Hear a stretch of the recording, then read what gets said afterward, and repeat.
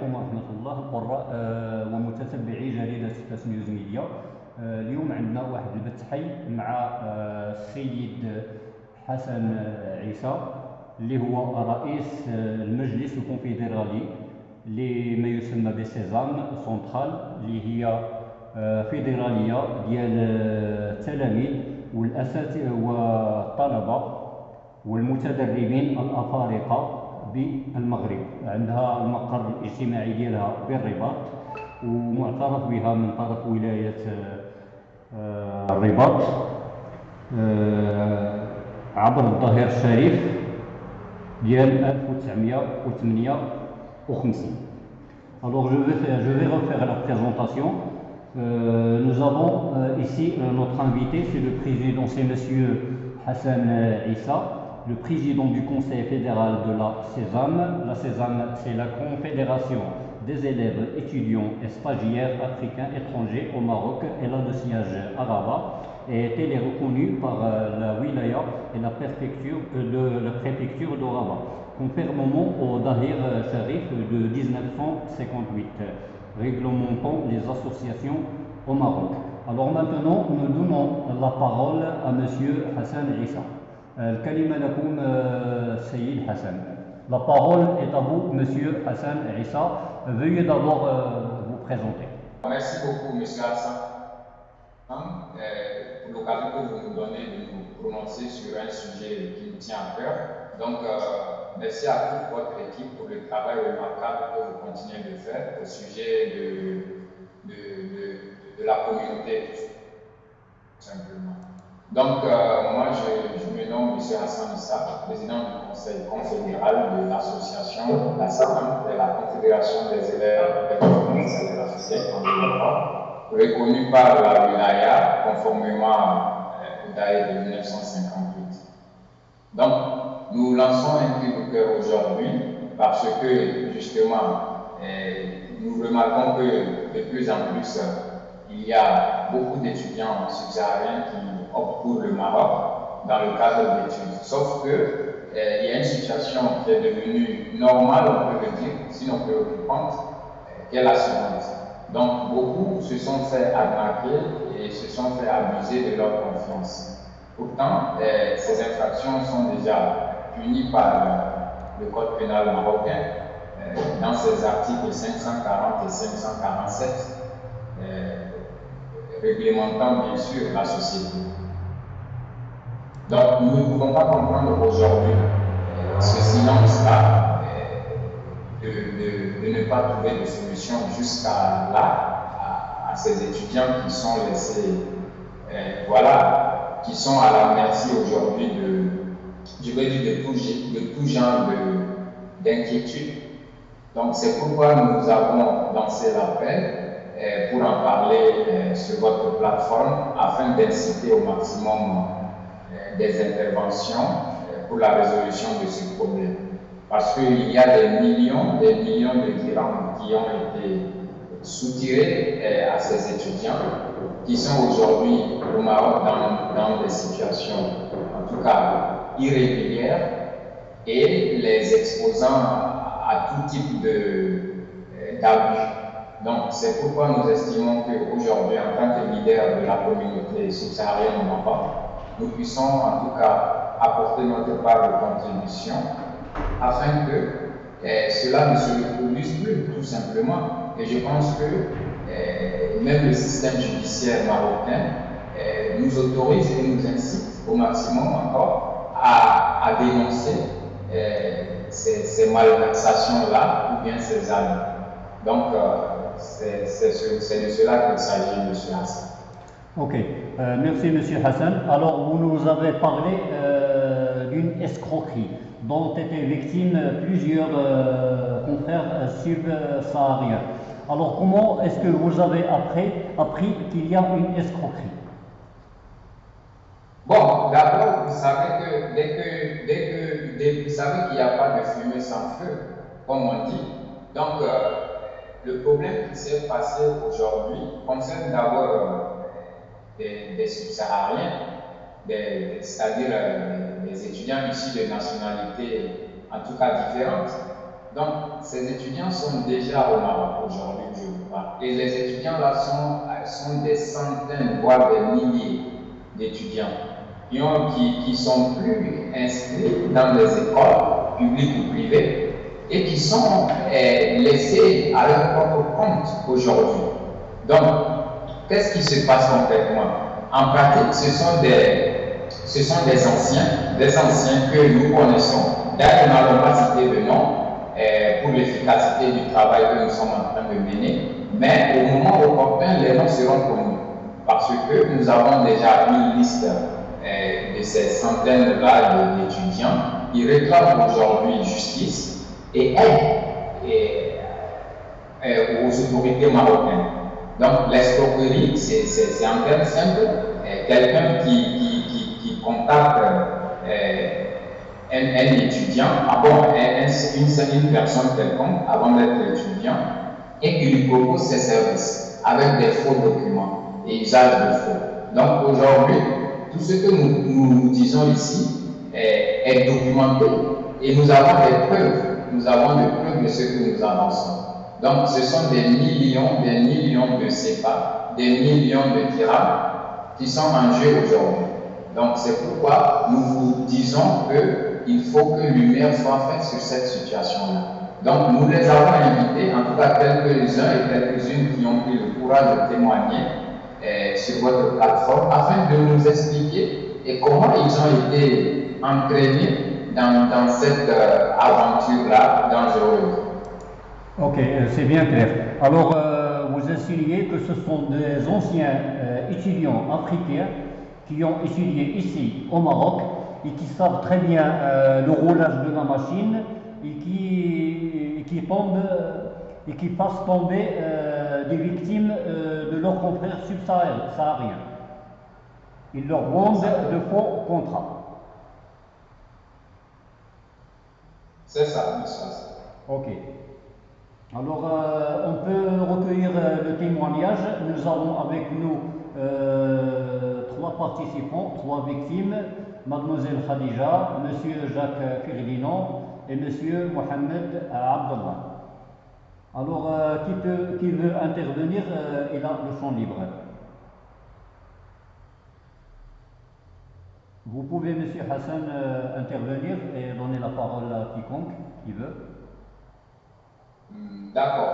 Monsieur Jean-Ferdinand, allô? Est-ce que vous êtes là, Monsieur Jean-Ferdinand?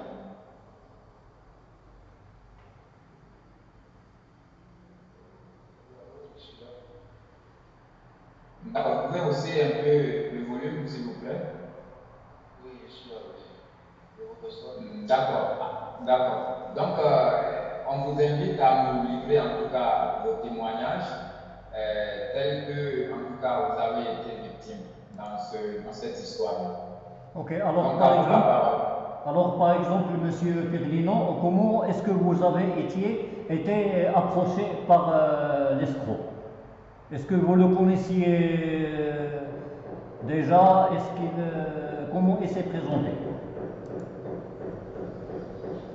C'est approché par des annonces sur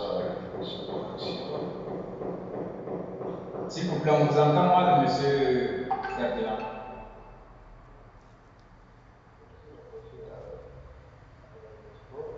sur la connexion, précisément sur Facebook. Vraiment, on t'entend mal. Hein? Je ne sais pas chez le journal. Hassan, vous nous entendez? Oui, je vous entends, mais je n'entends pas très bien Monsieur Frédéric. C'est là les écouteurs, il peut les utiliser, s'il vous plaît, ou sinon, s'il vous plaît, parlez à haute voix. Monsieur Ferdinand, répétez s'il vous plaît.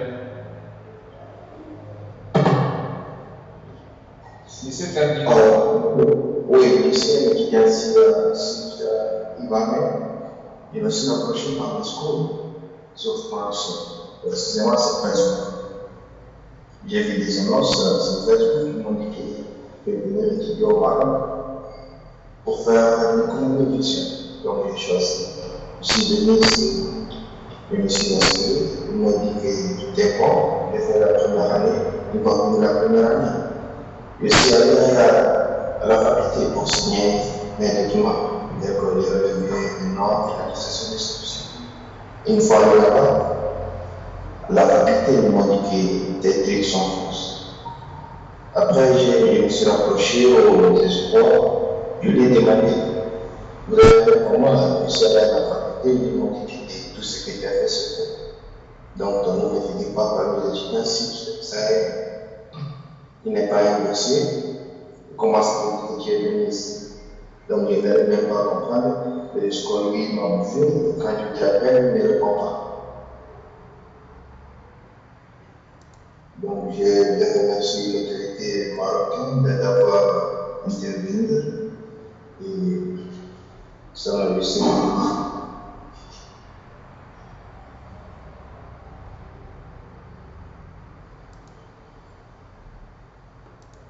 Ok, monsieur Frédéric, combien d'argent vous lui avez donné? Combien d'argent il vous a soustrait? Moi, je paye en CFA. Donc, un bien de 4 millions de CFA. Ok, c'est bon. Il vous a promis une inscription dans une université privée ou publique? Université publique. Vous dites? Vous m'avez demandé quoi? La question?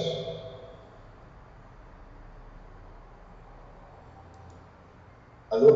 Oui, on vous entend, monsieur Frédéric. Oui, la question. Ok. Il vous a proposé l'enregistrement dans une université privée ou publique? Université publique. Publique. Oui. Et vous deviez payer les frais d'enregistrement. Oui. Quel est le montant de ces frais d'enregistrement? 4 millions de CFA. 4 millions, ça fait en dirhams? Vous ne savez pas?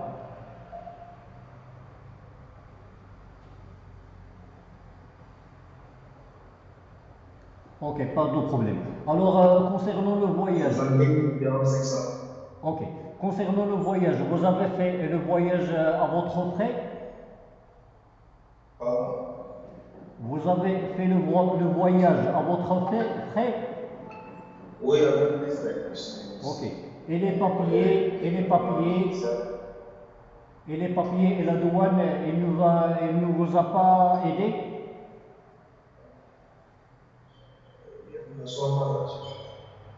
C'est-à-dire, est-ce qu'il ne vous a pas accompagné durant votre voyage? La question, c'est de trouver une question. Et vous reçoivez. Ok. Mais vous avez eu tout de suite confiance dans cette personne-là? Vous ne la connaissiez pas avant? Oui.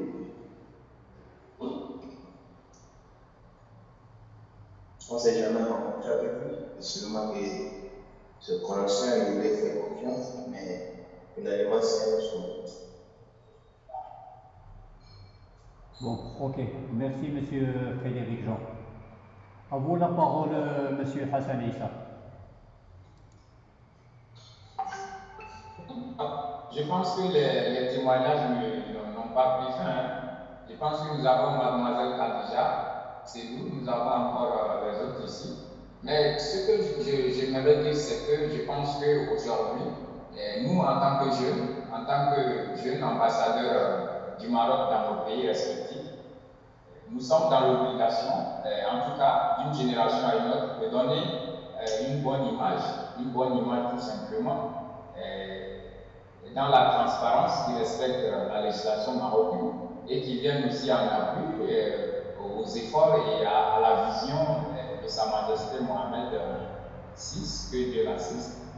Et c'est dans ce cadre-là que nous estimons qu'il est important qu'une solution puisse être trouvée. D'autant plus qu'il s'agit de...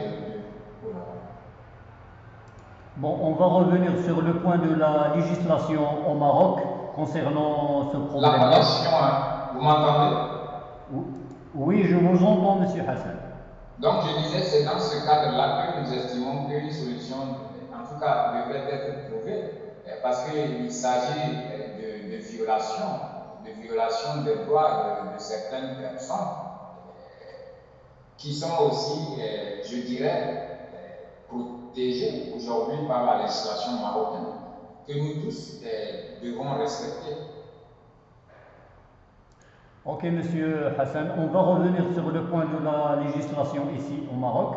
D'abord, s'il vous plaît, on va recueillir d'autres témoignages, si vous voulez bien. D'accord. Alors, qui veut témoigner, Monsieur Ferdinand ou Monsieur Mohamed Abdullah ou Mademoiselle Khadija?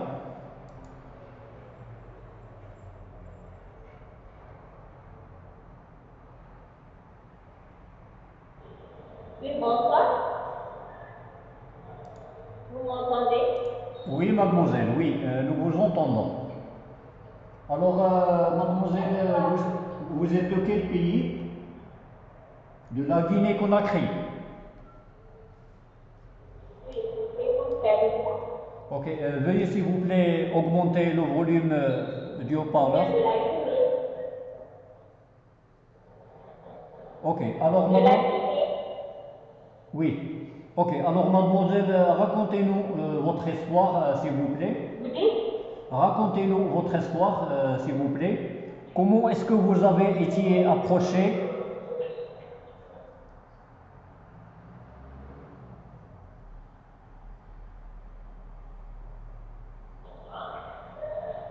Vous dites? Racontez-nous votre histoire. Comment est-ce que vous avez été approché de la part de cet escroc?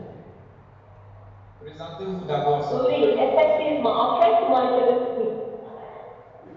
je me suis inscrite illégalement au Maroc à travers un cabinet.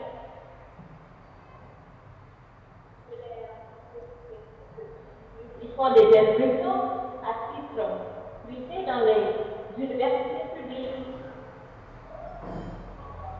Oui.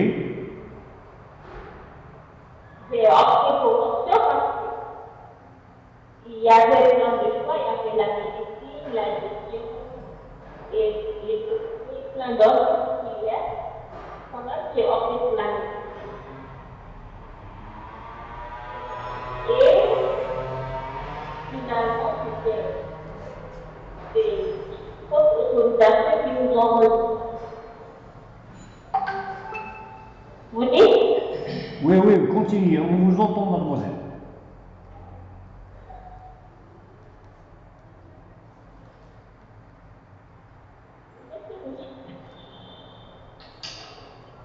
On ne vous entend pas très bien, mademoiselle. Oui, je dis bien que Ok. c'était en cabinet. Ils nous ont proposé des filières, plein de filières, que vous payez avec eux. Ils vont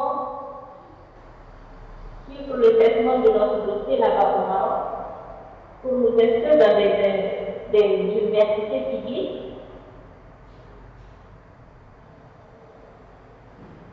Dans les universités publiques, je dis bien, nous ont rassuré quand même que voilà, c'est des bonnes solutions, on va suivre les cours normalement, et que c'est une voie légale et tout. Bon, on était vers le mois de mai, il y avait une liste qui était parvenue que nous autorisations étaient à l'université, ce qui fait qu'on nous a arrêtés, on n'a pas proposé les questions. Certains qui ont pu nous proposer n'ont pas leur résultat et tout. Ok, mademoiselle. Est-ce que vous avez tout de suite confiance dans cette personne-là?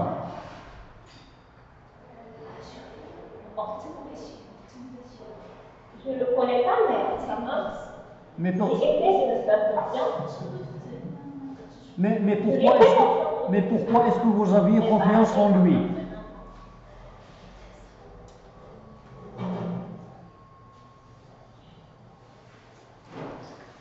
Mademoiselle, pourquoi est-ce que vous aviez tout de suite confiance dans cette personne-là?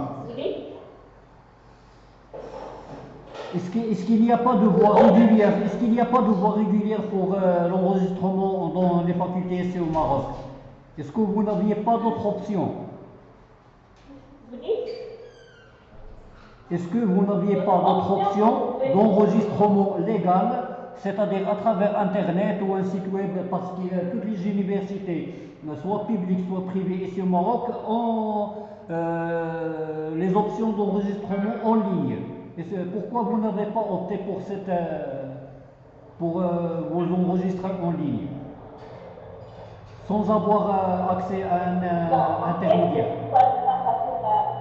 Les inscriptions en ligne, parce que le gars, disons, le cabinet dont j'ai rencontré, j'ai eu à faire confiance avec lui, il m'a assuré que voilà, j'aurais l'inscription, pas besoin de mon frère et de chercher les rencontres. Ce qui se fait, je ne pas chercher d'autres inscriptions. Ok, mademoiselle. Et combien vous avez payé pour l'enregistrement? Je payais encore plus cher de 5 millions. 5 millions. Ok. Bon, à peu près 83 plus de ans. Ok. Et une fois ici au Maroc, vous avez été affronté à une vérité que les papiers, vous avez de fausses papiers d'enregistrement dans l'université. C'est ça? Effectivement. Arrivé au Maroc, vers le mois de mai, à la fin de l'année. Oui. Et qu'est-ce que vous avez fait après? Après que... On l'a informé, je dis que on a informé la personne qui nous a fait l'inscription, il dit que bon, le problème ça va s'arranger, d'attendre de patienter, que tu vas se mettre en ordre. On a attendu jusqu'au mois de juillet. Vu qu'au Maroc, au mois d'août, il y a pas les universités ne travaillent pas, ils nous ont dit que le mois d'ici septembre, ça va aller. On a attendu septembre, rien de fait. Et jusqu'à aujourd'hui, aucun signalement que le groupe prendra ça. Ok, mademoiselle, merci pour votre témoignage. Monsieur, si vous le permettez. Oui, bien sûr. Donc, il faut comprendre aussi que comment dirais-je, dans nos pays subsahariens, la connexion ou bien trouver des informations fiables est très difficile à trouver. Donc, ces gens, quand ils ont été, comment dirais-je, ils ont eu des informations à travers la page Facebook, comme certains l'ont cité. Donc, ils ont été très vite tentés tout simplement avec toutes les manières utilisées par les fautifs pour tomber dans leur net. Donc, eux-mêmes, je pense qu'ils ignoraient beaucoup de choses. La preuve, il a fallu qu'il soit là d'abord et à la faculté, on leur dit non, c'est une fausse autorisation falsifiée, donc usage de faux. Il vous a été donné par des individus mal intentionnés. Donc, ce que nous ne comprenons pas aujourd'hui, pourquoi, dès lors qu'il y a usage de faux et falsification de documents publics au Maroc, une enquête ne soit pas menée. C'est sûr, ou bien une enquête ne soit pas, voilà, ne puisse pas être poursuivie jusqu'au bout. C'est ce que nous demandons. Sinon, aujourd'hui, cette affaire est contacte dans toute la communauté subsaharienne. Donc, il y a des individus qui sont là, et voilà, qui sont là sans gêne, en toute liberté, et pourtant, il y a des individus, il y a des gens qui sont laissés à leur propre compte aujourd'hui. Donc, nous demandons une intervention tout simplement des autorités, parce que nous savons qu'ils vont le faire, parce que nous croyons à la justice marocaine, aux autorités marocaines, dans le cadre de leurs compétences.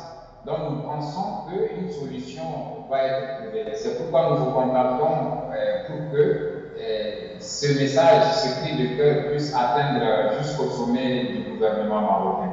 Donc, nous avons deux avocats qui nous soutiennent dans cette affaire parce qu'il y a un comité d'aide qui a été créé. Il y a une liste de recensement de ces étudiants qui a été ouverte depuis. et ça ne fait que s'agrandir de jour en jour. Ok, ce qui m'intrigue ici, une remarque, on a une personne de la Guinée-Conakry, une autre du Mali, une autre du Côte d'Ivoire. Alors, est-ce que c'est un réseau d'escroquerie? Il ne s'agit pas d'un seul individu ici.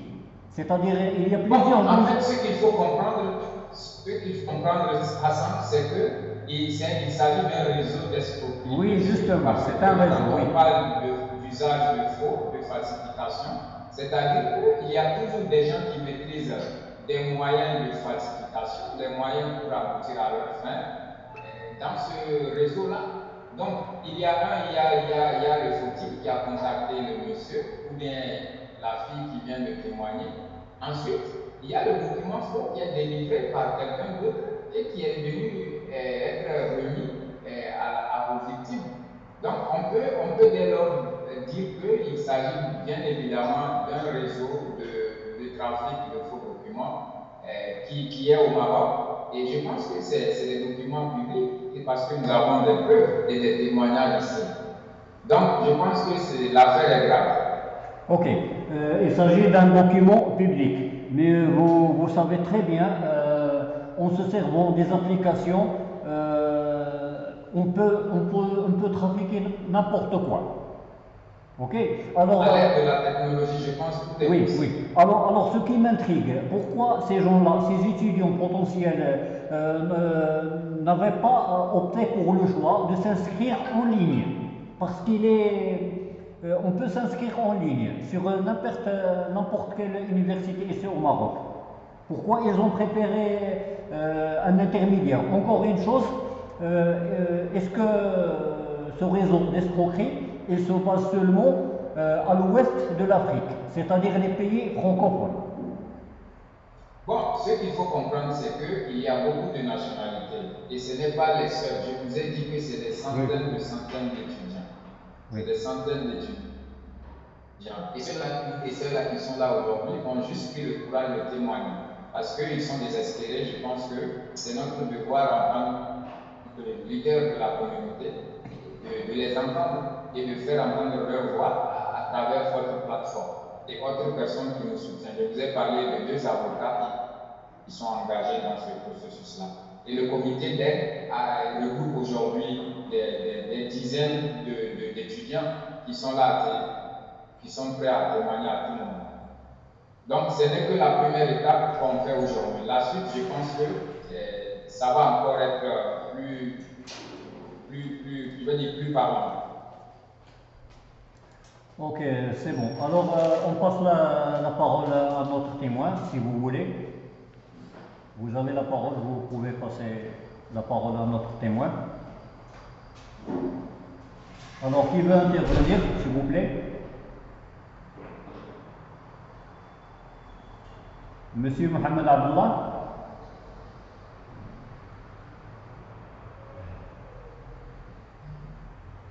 Nous inviter, si vous voulez intervenir.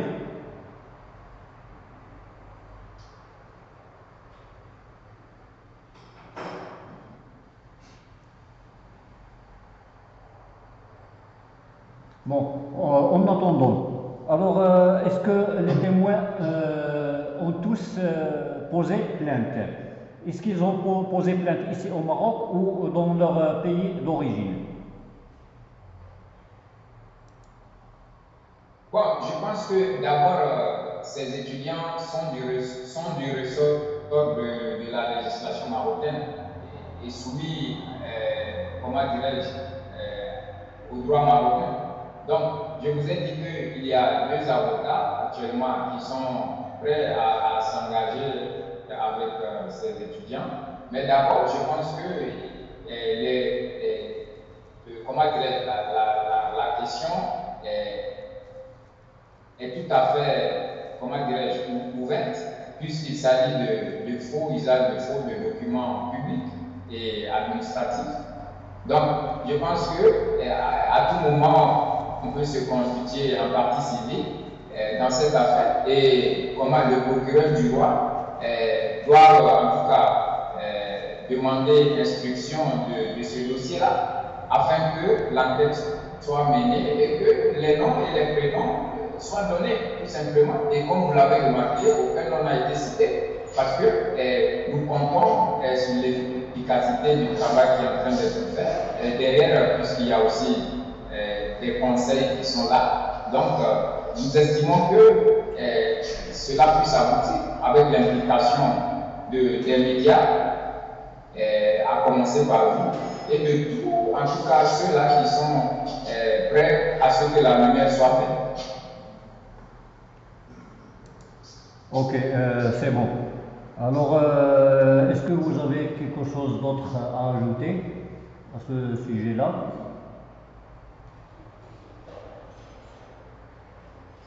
Bon, moi, ce que j'ai ajouté, c'est que dès lors qu'il y a usage de faux, falsification de documents, je pense qu'il est naturel dans une situation normale, devant des gens normaux, de déclencher une procédure et d'agir pour que cela ne se reproduise pas, puisque cela est déjà interdit par la législation marocaine et que cela est déjà puni.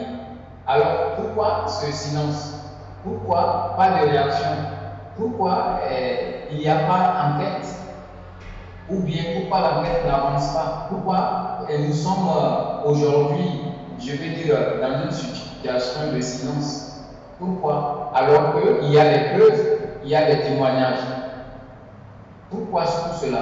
Donc nous estimons que le procureur du roi puisse donner en tout cas les autorisations nécessaires à ce que l'instruction soit faite. Parce qu'aujourd'hui, rien ne peut arrêter le combat pour cette cause. Rien ne peut l'arrêter. Puisque les étudiants aujourd'hui, certains demandent leur remboursement, certains demandent à être inscrits dans des écoles publiques ou privées selon leurs demandes, et aussi qu'ils puissent être mis dans leurs droits, tout simplement. C'est ce que ces gens-là demandent. Et aujourd'hui, je pense que les preuves que nous détenons, les preuves, encore une fois, matérielles, les témoignages, etc., et même vous, en tant que médias officiels, puissent donner, de l'importance à cette situation.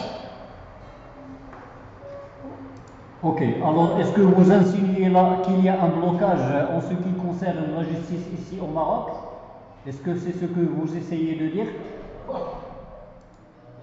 Bon, d'abord, nous commençons à parler, les voix commencent à se délier, les gens commencent à se prononcer sur cette affaire. Et je pense qu'il y a même certains qui sont recherchés aujourd'hui. Il y a certains qui ont parlé de faculté ici, et des gens qui sont recherchés. Et voilà d'autres qui ne sont pas inquiétés, par exemple. Mais nous avons des noms, c'est un travail minutieux qui a été fait et qui continue de se faire.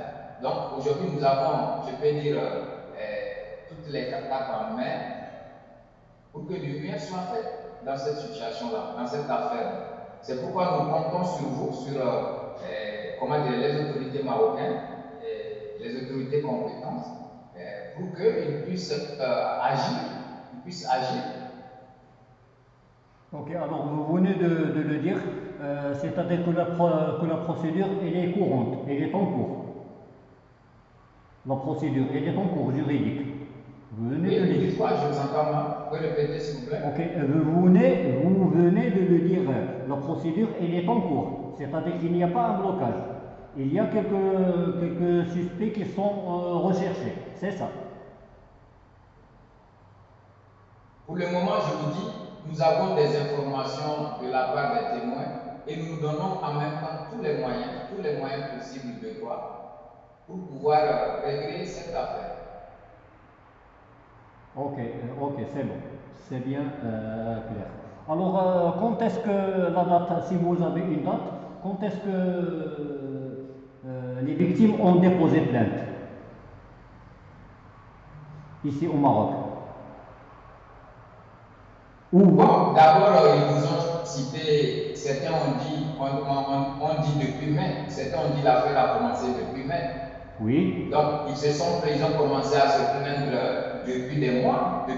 Certains même disent que ça fait bientôt une année. Non, Donc, les plaintes ne datent pas d'hier ou bien aujourd'hui. mais est-ce qu'ils ont tous posé plainte auprès des autorités marocaines? Aujourd'hui, chaque situation est différente d'une autre. Parce qu'il s'agit de dizaines de nationalités concernées par cette affaire-là. Et qui sont laissées à leur propre compte. Ok. Donc, aujourd'hui, là, nous sommes 4. Donc, c'est pour vous dire qu'il y a certains qui sont totalement désespérés, qui ont perdu presque le moral et qui ne demandent qu'assistance, qu'aide. Dans le cadre voilà, de la résolution de ce problème-là. Ok, alors au sein de votre institut. Donc aujourd'hui, je représente la Confédération des étudiants stagiaires africains étrangers au Maroc. Donc je pense qu'il est d'un devoir moral pour nous d'apporter et de les entendre, ces gens-là. Donc ils nous contactent, ils nous sollicitent, donc je pense que nous devons les écouter. Oui, bien sûr. Alors, vous allez les représenter envers la justice marocaine. Vous allez les prendre en charge. Je vous ai dit qu'il y a un comité d'aide qui a été créé. Oui. Et moi, personnellement, j'en fais partie de ce comité-là. De ce comité-là. Donc, du coup, j'estime que nous allons suivre cette affaire de près. Nous allons suivre cette affaire de près et nous allons en parler, continuer à inciter à ce qu'il y ait solution auprès des autorités marocaines. D'autant plus qu'il s'agit de violations à la loi marocaine, à la législation marocaine. Ok, c'est bon. Alors, est-ce que vous avez autre chose à ajouter, M. Hassan Issa? Ce que j'aimerais rappeler, c'est juste que le Maroc est un pays de connaissance. Et je pense que nous devons donner une bonne image de nous dans ce pays qui nous a en tout cas tout donné. Donc, je pense aussi que c'est un pays où nous devons croire aussi en sa justice, puisque c'est l'hospitalité, la bienveillance aussi du peuple marocain, l'intégration tout simplement des subsahariens dans le tissu social. Et nous saluons beaucoup les efforts de toutes les autorités marocaines et nous accompagnerons toujours la vision et les efforts, les efforts loyables de Sa Majesté Mohamed VI, que Dieu l'assiste. Parce qu'aujourd'hui, nous savons que le Maroc est un modèle dans le continent africain. Donc, nous continuons de croire en la justice marocaine, aux autorités marocaines et au travail que vous faites, vous, en tant que média officiel. Soyez sûr et certain, M. Hassan Issa, que vous êtes toujours les bienvenus, vous, nos confrères africains, et tout le monde est le bienvenu pour passer son message dans les règles et la loi. Ok. Merci. Alors, si vous n'avez rien à ajouter, on peut clore cette discussion. D'accord. Merci beaucoup. Merci. Ok. Alors, à plus tard.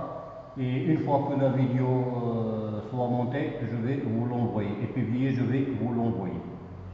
Et mes salutations, les salutations de Fast News Media à tous nos confrères subsahariens et africains.